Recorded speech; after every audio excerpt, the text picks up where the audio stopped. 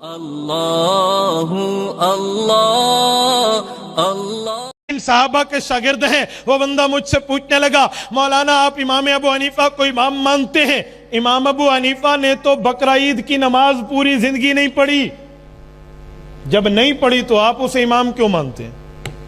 سال میں ایک بار بقرہ عید آتی ہے, انہوں نے تو نہیں پڑھی اور میں مانتا ہوں نہیں پڑھی. میں آپ کی مسجد میں بیٹھ کے کہتا ہوں امام صاحب نے نہیں پڑھی بلوغت کے بعد بقرہ عید کی نماز. جب اعتراض ہوتا ہے تو جواب ماہرین سے پوچھے. یہ میں بیٹھا تھا جامعہ عمر بن خطاب ملتان میں, اعتراض ہوا, میں نے کہا میں سنیں جواب, ایک بات ہے تو مانو, اب سنو میرا جواب. امام ابو حنیفہ کی جمہور کے قول کے مطابق 70 سال عمر ہے. مسند الامام اعظم اٹھائیے, امام حسکفی رحمۃ اللہ علیہ کی روایت سے امام قاضی ابو یوسف کی روایت موجود ہے.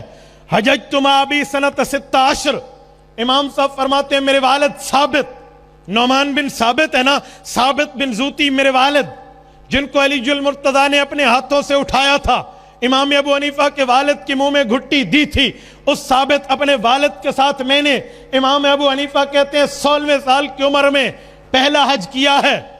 آپ اٹھائیے حضرت شیخ سرفراز خان صفدر رحمۃ اللہ علیہ کتاب مقام ابی حنیفہ, اس میں باحوالہ یہ بات پروف کر دی گئی ہے کہ امام صاحب نے 55 حج کیے ہیں. کتنے حج کیے ہیں؟ 55. 15 اور 55 کتنے ہوئے؟ بولیے 70. 55 حج ہیں. اور یاد رکھو حاجی بقرہ عید کی نماز نہیں پڑھتا, نہیں پڑھتا. بلوغت کے بعد امام صاحب حج پہ حج, حج پہ حج, حج پہ حج کیا ہے. حاجی پڑھتا ہے؟ کوئی ایک بندہ اٹھ جائے جو کہ میں حج پہ تھا اور میں نے بقرہ عید کی نماز پڑھی ہے, میں تیرے ہاتھ چوموں گا. حاجی نہیں پڑھتا. میں نے کہا لوگو, حسد کی آنکھ میں حسد آپ نے اپنی آنکھ میں اتارا ہے, حسد اپنی کانوں میں اتارا ہے, حسد اپنے دل پہ اتارا ہے. امام ابو حنیفہ کی عقیدت آپ کو نہیں ملی, بصیرت آپ نے کھو دی ہے.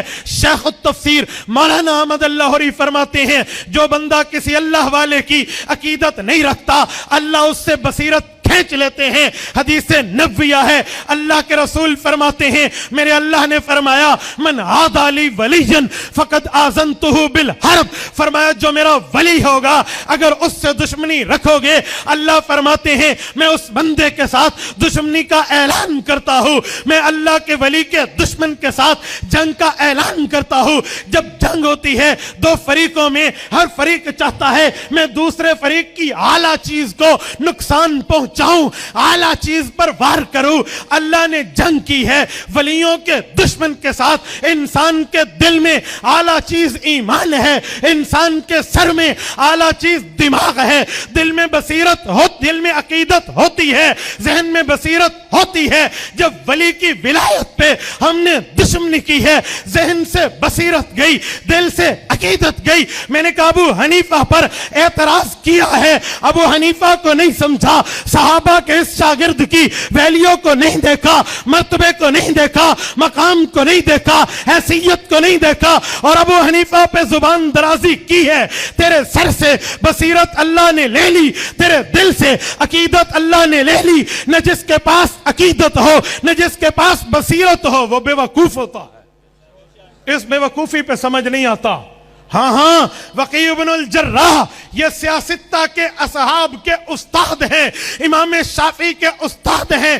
دیوان شافعی میں امام محمد بن ادریس الشافعی المتوفى 204 ہجری فرماتے ہیں شکوت الى وقیع سوء حفظی فاوصانی الى ترک المعاصی فان العلم نور من الہی ونور اللہ لا یعطى لعاصی.